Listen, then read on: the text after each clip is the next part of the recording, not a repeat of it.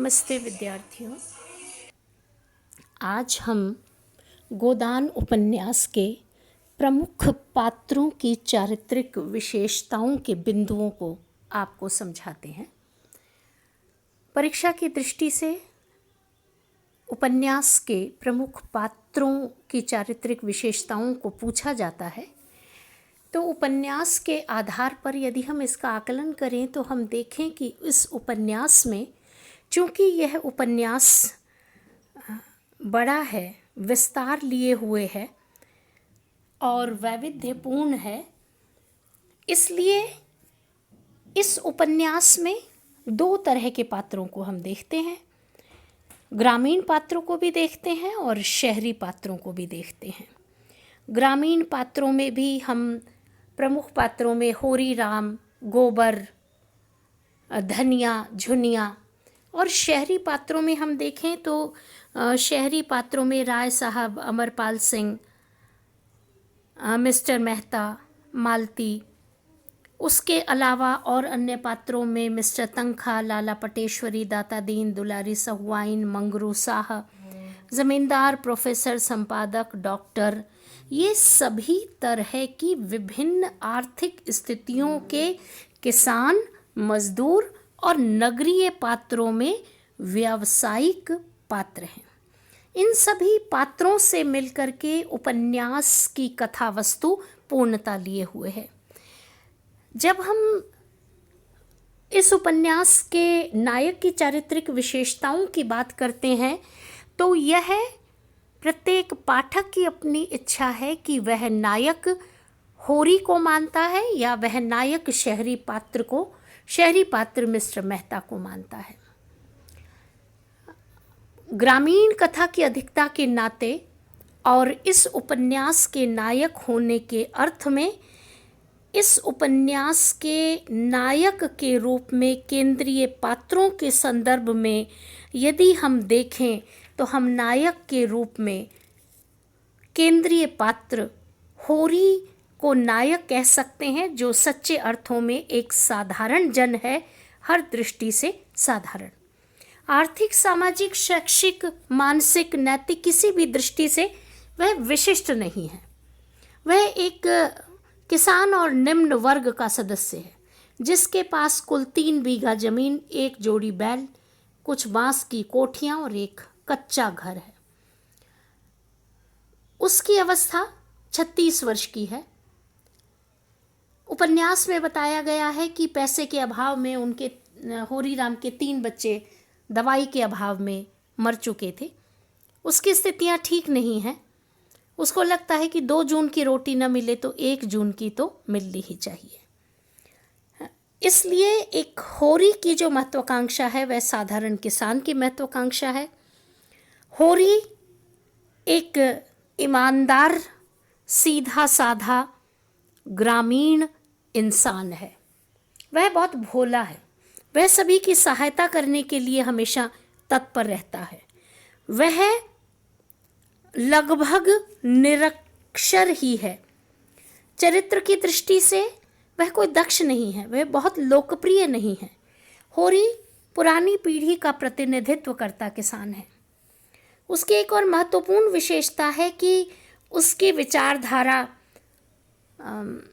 कर्म से जुड़ी हुई है और कर्म के साथ साथ भाग्यवादिता से जुड़ी हुई है, जन्मांतरवाद से जुड़ी हुई है और उसके अनुसार मनुष्य का सुख दुख, अमीरी गरीबी उसके पूर्व जन्मों का ही परिणाम है। होरी की एक और विशेषता है कि उसकी जो परंपरागत राजभक्ति की भावना है वह भी उसके मन में भरी हुई है। वह अपने भाइयों के प्रति ईर्ष्या का व्यवहार नहीं रखता, संयुक्त परिवार प्रणाली में विश्वास रखता है। वह अपने सम्मिलित परिवार के प्रति गहरा प्रेम रखता है। सामाजिक मान्यताओं और नैतिक मूल्यों और विश्वास की दृष्टि से भी होरी पुरानी पीढ़ी का प्रतिनिधित्व करता है। वह बिरादरी तथा पंचायत के लोगों की उपेक्षा नहीं कर पाता। धर्म के प्रति होरी की गहरी आस्था है। उसका जो धर्म है वह परंपरागत है।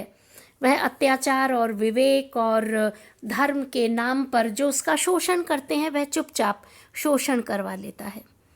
होरी की एक और विशेषता है कि एक मिथ्या मर्यादा भावना जो पुरानी पीढ़ी के प्रतिनिधित्व के रूप में जुड़ी हुई दिखाई पड़ती है, वह भी होरी में दिखलाई पड़ती है।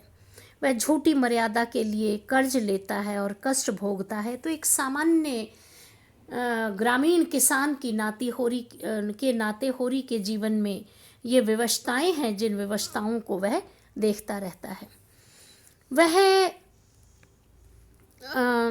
होरी जो है परंपरागत विचारों, मान्यताओं, मूल्यों का अंध समर्थक, पूंजीवादी सामंतवादी व्यवस्था में शोषण करता रहता है। वह किसान समाज का प्रतिनिधि है जिसे खेत से, अपने पशुओं से लगाव है। वह सच्चा किसान है, वह कामचोर नहीं है। वह भावनाओं और विचारों की दृष्टि से एक बहुत भोला भाला इंसान है। वह राजनीति, थाने, पुलिस इनसे बहुत भयभीत रहता है। वह पारिवारिक संबंधों का निर्वाह करने वाला व्यक्ति है। वह कायर नहीं है। वह अपने परिवार का ध्यान रखने वाला है। वह पति के रूप में अपनी पत्नी के दायित्व का निर्वहन करता है।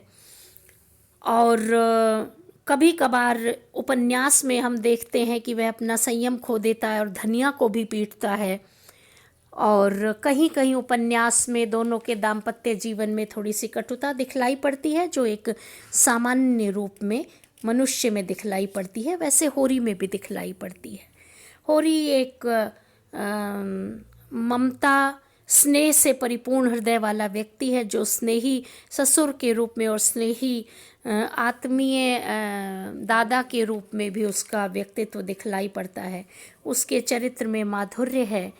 उसके चरित्र में बहुत सारी ऐसी विशेषताएं हैं जो उसको साधारण होते हुए भी वैशिष्ट्य प्रदान करती हैं। वह प्रियभाषी है, प्रियमवद है और सब लोगों से वह मिलजुल कर व्यवहार करता है, सबको साथ लेकर के बात करता है। होरी के चरित्र में स्थिरता और दृढ़ता दिखलाई पड़ती है। इसलिए यदि होरी को नायक माने तो होरी इन सारी विशेषताओं को अपने चरित्र में समाहित किए हुए है। होरी के साथ साथ उपन्यास की एक महत्वपूर्ण पात्र है जिसे हम नायिका कह सकते हैं, जो धनिया है। वह किसान की पत्नी है, गरीबी की मार से पूरी तरह से पिटी हुई है। वह एक घरेलू स्त्री है जो आत्मसम्मान और आत्मविश्वास से परिपूर्ण है। उसकी एक और विशेषता है कि वह जो है स्नेहशील भारतीय नारी के रूप में पूरे उपन्यास में दिखलाई पड़ती है, जो अपने पति, परिवार, अपने बच्चों की चिंता में लगातार कर्म करती रहती है और उनके स्वास्थ्य के प्रति भी जागरूक रहती है। जो धनिया है, वह धनिया बहुत दबंग, बहुत निर्भीक और विचारों से बहुत आधुनिक है। होरी की बीमारी में धनिया जो है वह अपने आप को गला देती है। वह भीतर से बहुत कोमल दिखलाई पड़ती है। वह अपने पति के प्रति एक निष्ठ भाव लिए हुए है। वात्सल्य से परिपूर्ण वह एक माँ का हृदय भी है। वात्सल्य आत्मीयता से युक्त वह दबंग होकर पंचों का विद्रोह करती है जब झुनिया को अपने घर में वह शरण देती है। धनिया के चरित्र में भारतीय नारी का जो रूप है वह प्रकट होकर दिखलाई पड़ता है। धनिया जो है वह कुल की मर्यादा को संभाले रखती है और जब उसे डांड चुकाना होता है तब वह पंचों के सामने विद्रोह करती है और पंचों को दो दो हाथ कह करके उनसे विद्रोह करती है, उनसे बोलती है और कहती है कि हम आपकी सुनने वाले नहीं हैं, आप कौन होते हैं। तो यह एक बड़ी सशक्त नारी का परिचय देती है।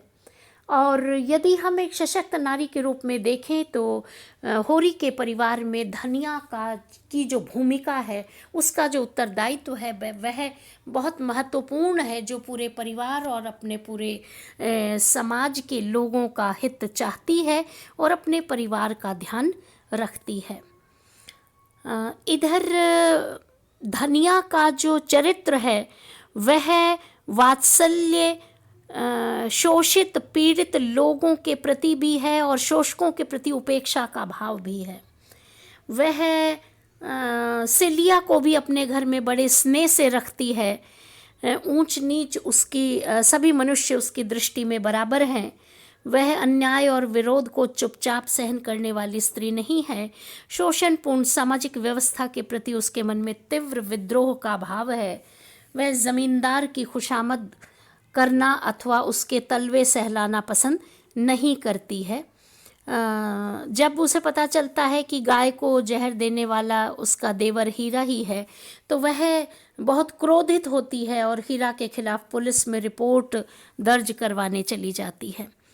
वह अपनी बहू, अपने पोते, अपने बच्चों के लिए बहुत संवेदनशील है। वह पंचों की खबर लेती है। वह न्याय की पक्षधर है। वह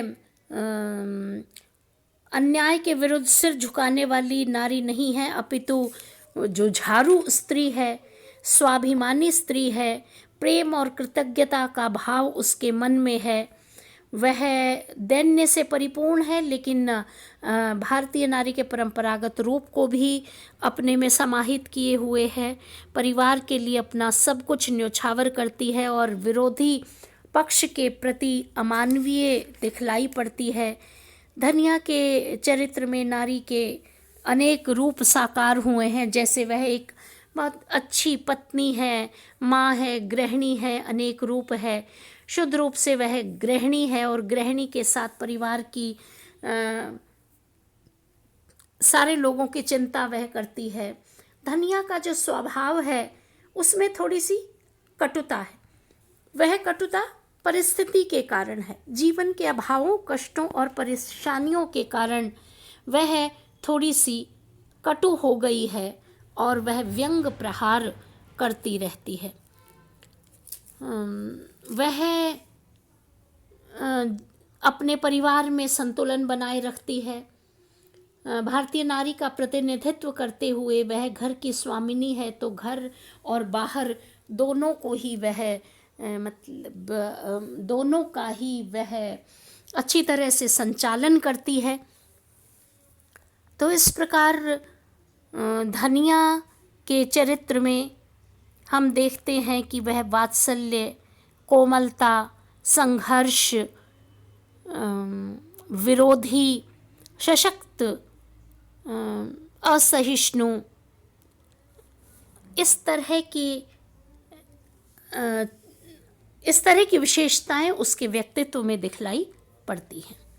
तो ये होरी और धनिया का चारित्रिक पक्ष है, जो चरित्र की विशेषताओं के कारण बहुत दृढ़ हो जाता है और उपन्यास में ये दो पात्र प्रमुख हैं, जो नायक अथवा नायिका के रूप में हम जिन्हें कह सकते हैं। तो आज विद्यार्थियों इतना ही, शेष पात्रों का हम कल करेंगे। आप इसका अध्ययन करिएगा और चैनल को सब्सक्राइब अवश्य करें। धन्यवाद।